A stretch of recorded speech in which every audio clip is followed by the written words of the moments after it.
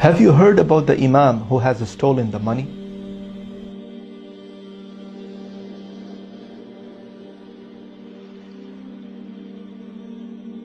The story starts when one of the small villages in one of the African country, they hired an Imam.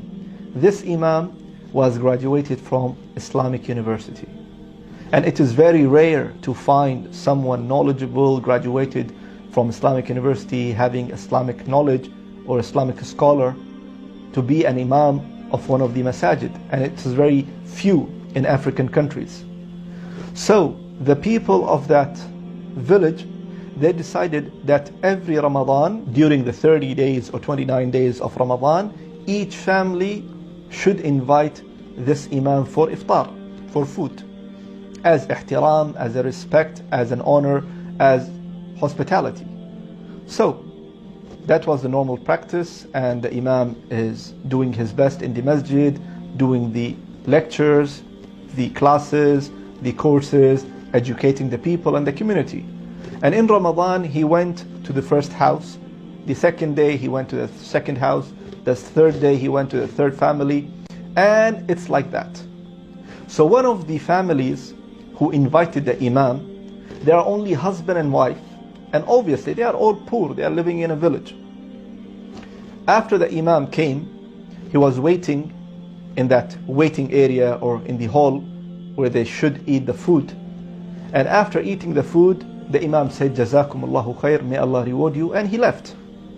After a while, the wife started looking for the money. She kept money in the same place where the Imam was sitting, but she couldn't find. She is looking under the table, she is looking under the blanket, she is looking under the carpet, she is looking everywhere. Nowhere. The money is gone. So she asked the husband, she said, do you let anyone to come inside the house? He said, no. What happened? She said that she cannot find the money. She said, yeah, I remember there was money and it was kept at certain place. And no one came in that house except the Imam. And he spent, some time, and we were busy making the food, and he was sitting alone at that specific room or that specific area. So they both said for 100% sure that no one took the money except Imam, because no one else came inside the house. From that moment, the man started avoiding the Imam. He started feeling bad towards the Imam. Every time he goes to the masjid, he is avoiding the Imam. He is not trying to make any salam or any contact with the Imam. He prays in the corner, or he prays and then leaves immediately without being in touch with the Imam, having that feeling that how come an Imam, how can he just get that kind of courage to take the money? Well, the year passes and the next Ramadan came.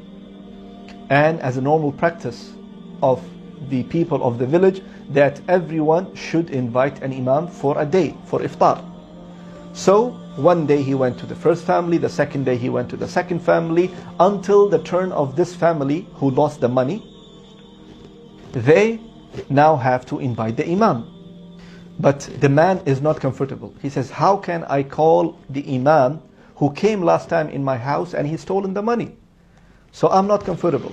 So the wife, she was a righteous and pious wife. She came and she said, listen, maybe the Imam was in need of the money. Maybe he needs, this money for something. So let's forgive him for the sake of Allah and let's invite him. Just let it go. So the man agreed and he said, okay, I do agree with you. Let's invite the Imam. Imam came to this family, and again, he came normally, Assalamu alaikum, he sat, and after the food, after the iftar, he just want to leave, but the Imam saw that the man is still not comfortable. He is kind of like talking very in a very not usual way, not normal way. Like it's only like few words that he is talking to the Imam, and quite all the time, not trying to make any topics or open any topics or ask him any questions that he will benefit from Imam. So the Imam said, are you okay?